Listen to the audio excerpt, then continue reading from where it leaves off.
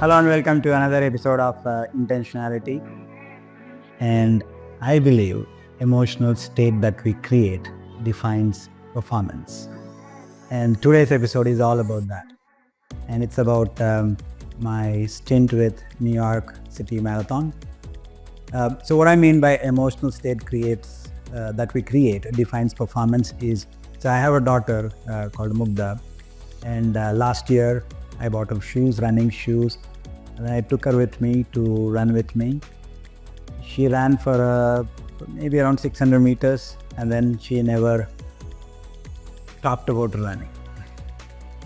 I guess the mistake that I made there was I was running. I slowed down, maybe 7 minutes per kilometer, but she was her first run, so she was not really able to manage that pace, so she forgot about it. Then recently, after New York City Marathon, looking at my pictures with big smile finishing, she asked me, can I run? So I said, yes, why not? So I took her out to GKVK, where it's all green around, and I told her, imagine that you are running with your favorite K-pop band, 17, and listen to their songs and then run as if you are running with them. So she created that image and then started running, and she liked it. She signed up for 5K race. So the state that we are in emotionally certainly defines our performance. So let's talk about New York City Marathon. So this was after my Chicago Marathon in October. So just 3 weeks from Chicago, I had New York City Marathon. So to enter this marathon, there are 4 ways, just like Chicago Marathon. You can qualify for it. You can go through tour operator, or you can go through charity or ballot. I was not lucky enough to get in through ballot. This actually happened at the last minute. There was a wait list on tour operators booking. I don't remember even applying, but somehow at the last minute I got it. Maybe someone cancelled. So I thought, why not? Why not do it when there is an opportunity? In fact, I did not think about it until Chicago was done. So I wanted to figure out how Chicago goes before I really thought of New York City. I had not told anybody, including my coach. So once Chicago was done, a day later, I was feeling pretty good. That's when I pinged my running coach and asked him, what do you think of me doing New York City? I said, why not? It will be another tick mark of getting one of the major marathons done. So I had just 3 weeks. So I traveled from Chicago to Niagara Falls. It's off season. There won't be many people. So I thought I'll get a cheaper accommodation, and also I get acclimatized to the weather. Pretty much like it's in New York State. So I thought I'll get acclimatized to the weather. So I did put in 3 runs. So great weather, great place. A marathon where I felt defeated. So I did the systems check on Wednesday. Everything felt good. Did another 11 kilometers run on Thursday and another 12 kilometers on Friday. So I felt good about returning back to running after Chicago Marathon. So traveled back from New York to Florida. So I thought I'll put in a long run in a sunny weather instead of being in cold. So my belief is, work hard in hard weather and then maybe run races in cooler weather. Unfortunately, in Florida, it was quite sunny. It was burning hot.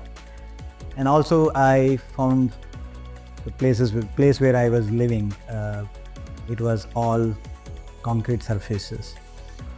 Still managed a 25 kilometer long run with last 4 kilometers at marathon pace. So I felt good. I thought I was ready for New York City. So that was week 1, about 54 kilometers.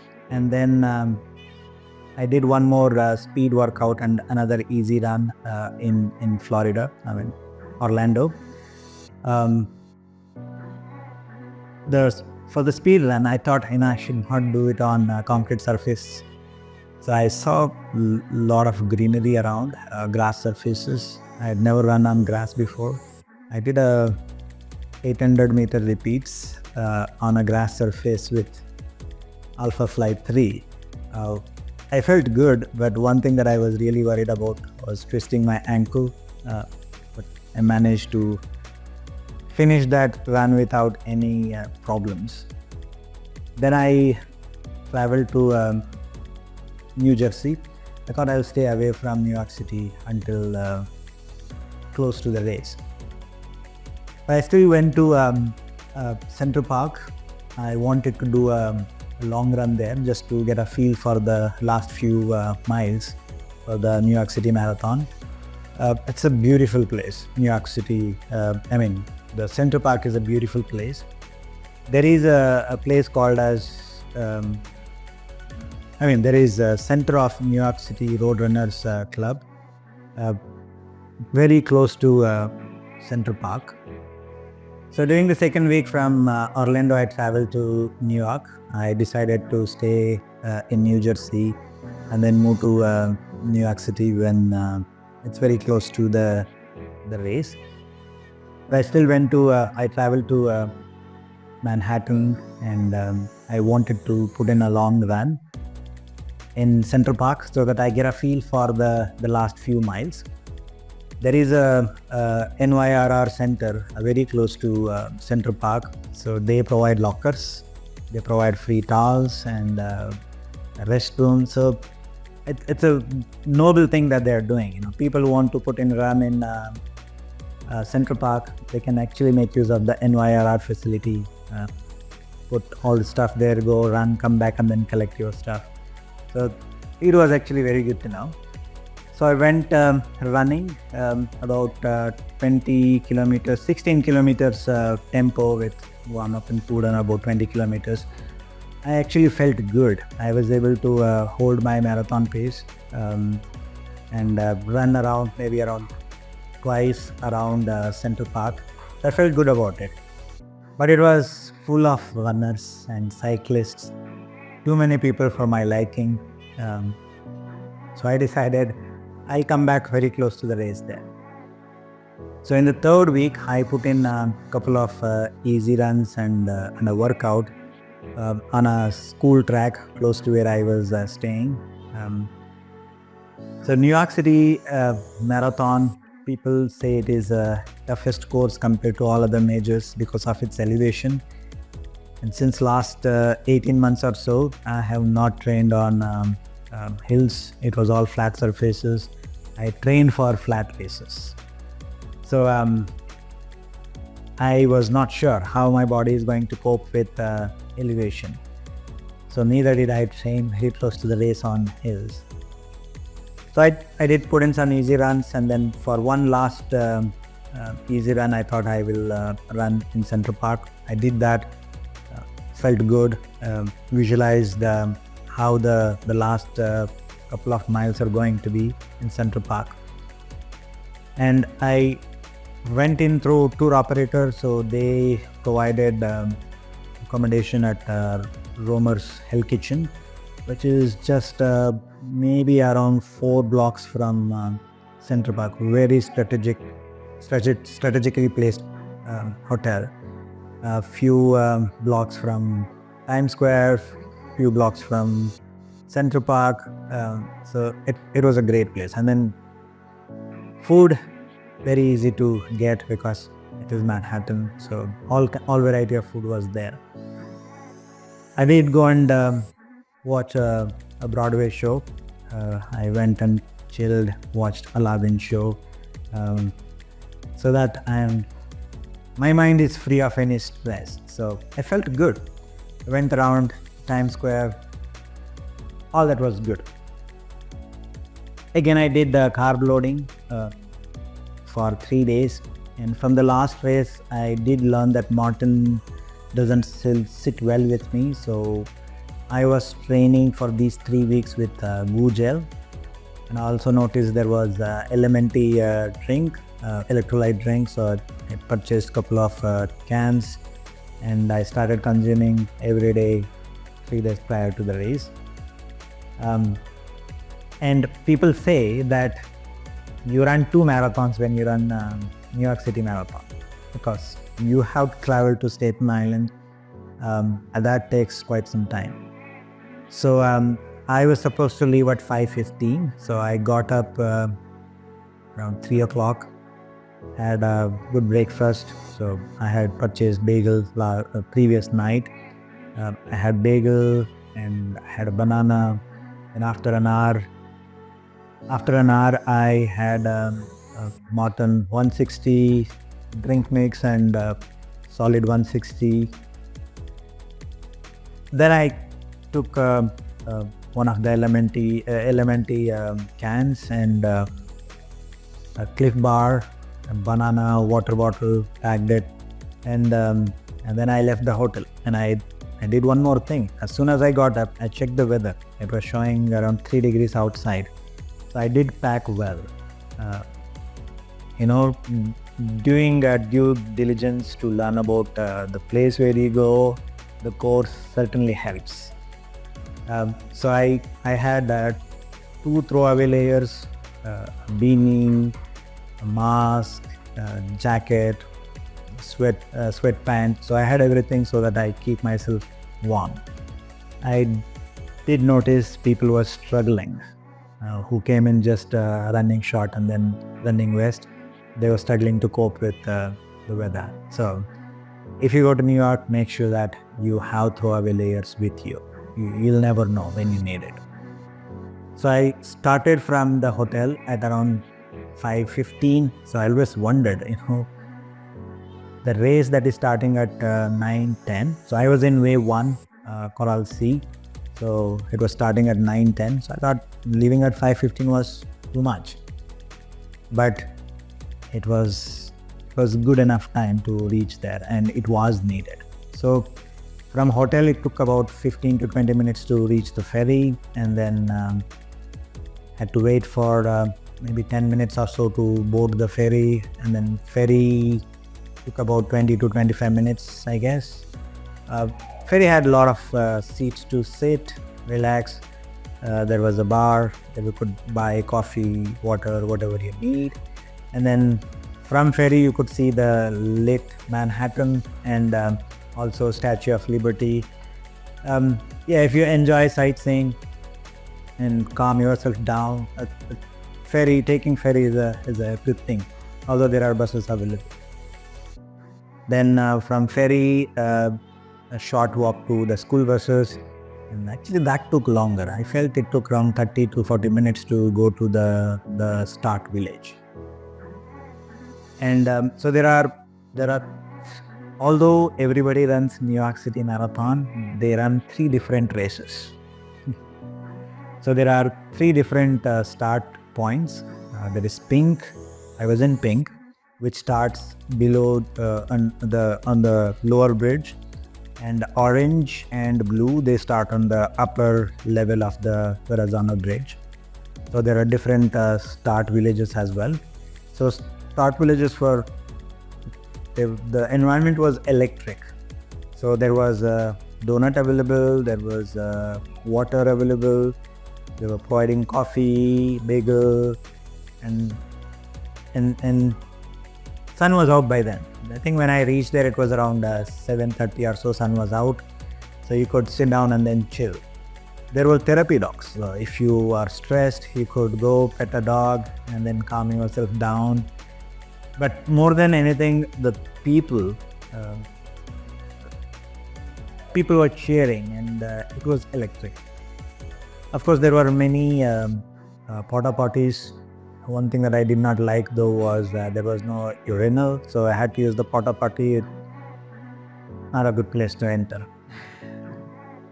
So I was chilling, I did not realize how time flew by when they announced there are only 10-15 minutes to close the start corral. So I shed all my throwaway layer and then went and joined the corral. I noticed I was behind the 3-hour pacers. So I was with faster guys. And behind me there was 3:15 pacers. So this time I decided, unlike Chicago, I will run my own race. Now, how did I decide what was my goal? So after I bonked very badly in Chicago, I spoke to one of the friends, and what the friend said, if you are really good at working with goals and you feel you're confused when you don't have goal, how about setting the goal to run happy, look good for the pictures, and then finish with a big smile on the face? I felt, yes, that can also be goal. Why the goal should be only in terms of time? The goal could be anything, right? So you could have a goal to say, I will run strong, I will run the consistent pace, or I will run with a smile on my face, I will run by having conversation with my friend, I will run to taste somebody. So you can have variety of goals for the race. So in this race, I set a goal to run with a smile and finish with a smile. I had never finished marathon with a smile on my face. I was always crawling to the finish line. So I decided to just run for the feel. So I thought, although there was a 3-hour pacer and then 3:15 pacer, I did not worry about it. I simply started running at my pace. I mean, there was no pace. I started running to feel. And as I was climbing up Verrazano Bridge, I felt, I don't know how this is going to go, because my body has never trained for hills in the last 18 months. So I don't know how it is going to feel. So I was not sure for the first kilometer. And then once I got down from Verrazano Bridge, it was fast. And I think I ran at 3:54 when I went down. Once I got down off Verrazano Bridge, I said, woohoo, 1 bridge down, 4 more to go. That cracked up people around me. And that's when I felt, this is how I am going to run the race. So I was running, encouraging people around me, tapping the power up buttons, looking at the placards that people are holding, the spectators are holding. Although there are 3 different start lines, blue, orange and pink, they all come and merge at around 8 kilometers, I guess. And at around 10th kilometer, I noticed there is a camera. I thumped my chest and I said, going good. I think around 12th kilometer or so, I saw 3:05 pacer. I realized I was running faster than 3:05. So I thought I will just follow them until it's possible. So I had spoken to coach before the race, and we had decided, even if it is positive split, that's absolutely fine. Let's go ahead and run to the field. So that's what I did. So 3:05, I followed them until I felt good. I think I was able to hold the pace until 25th kilometer again, and then I decided I'll slow down and then run to the field, because then 3:05 pace became a little hotter for me to handle. So I slowed down, but I was in my elements. I was enjoying. I was waving at crowd like this every now and then just to cheer more, and tapping the power of buttons and clapping some of the people who are inspiring on the course. So that was beautiful. Then when I reached Queensboro Bridge, I think it's around 16th mile, I guess. Somewhere 27, between 25 to 35 kilometers, somewhere around that. Close to 30 kilometers maybe. So that's a slow burn. You have to, it's a rolling hill. I could feel the effort.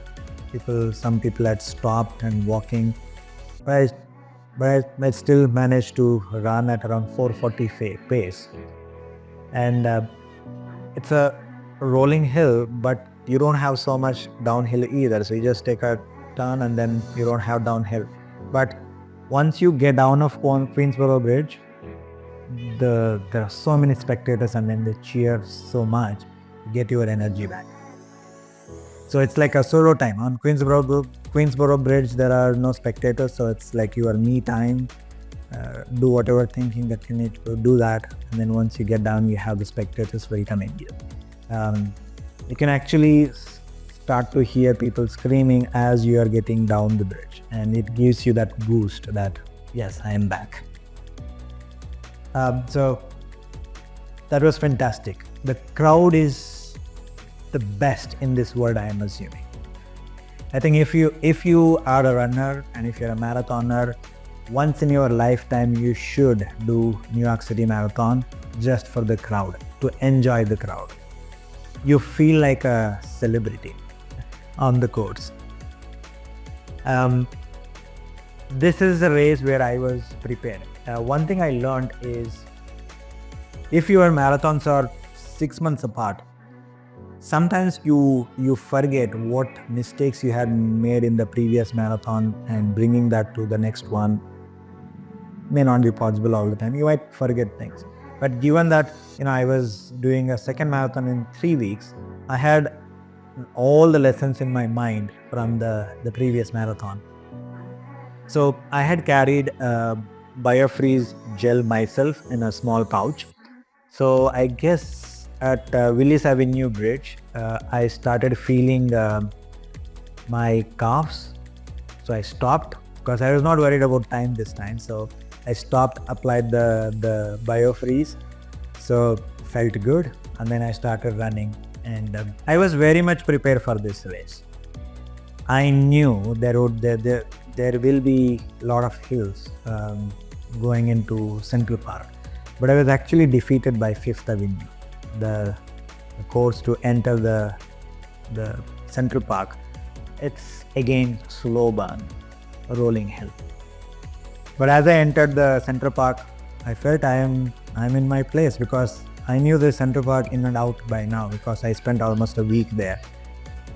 So I knew how much more time I have to spend, how much longer I should keep running. So I knew that. So I was prepared. So again, as I was, so from Central Park you exit, and then again you enter just for a short while, exit and then enter.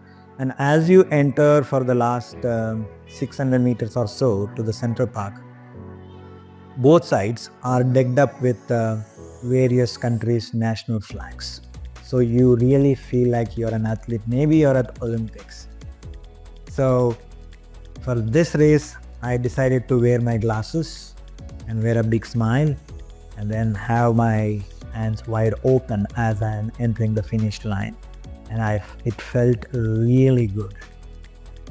So that's exactly what I mean by emotional state that we create defines our performance. Mind is the athlete, body is the means. So the body is capable of many things. Many times it's just our mind that gives up. So I felt I was not mentally strong at Chicago, but here I was, and I took a lot of learning from here. So as you reach the finish line, it's a long walk. So I knew I have to walk quite a bit to go back to the hotel. So I still had checked in my bag, because I wanted my protein immediately, and I was not sure whether they'll provide protein at the finish line. As I suspected, there was no protein, so I had my muscle milk in my bag, so I drank muscle milk. They provide a poncho, which is quite warm, by the way. So you don't have to carry any layers, so you will get hotter. So throw away layers, carry them until the start line, throw them away, because you'll get a poncho which keeps you warm at the finish line. And it's orange, the ponchos are orange. as you're coming out of the park, you see people walking around with a orange poncho. You feel like, maybe you're in cult. It is actually a cult. Running is like a cult anyway. We are all together for the same purpose. Enjoy the running, the sport. So few learning from here. One, have clarity and be happy. You can set a goal to be happy as well, not in terms of time. You can run back-to-back marathons if you focus on your recovery very diligently, and ensure that you learn about the race, the course, how to get into the start line, the weather. If you do a better job of learning that before the race, your experience would be fantastic. So I learned that very well in New York. So I had a very pleasant experience right from day one. I put my foot in New York and then I came back from there. So learning about it is very good. And your muscle strength can actually compensate for lack of hill training. So I guess my strength training during this training block helped me conquer those hills. Actually, I enjoyed New York more than the flat Chicago course. So I was not really defeated by the hills. So I enjoyed the hills. So hills are not really bad thing. They are a good thing. So until the next marathon, keep this in mind. Run for the enjoyment. I actually uncovered the joy of running, and joy of running for the pure happiness rather than the numbers. So maybe we should do that more. See you in the next pod.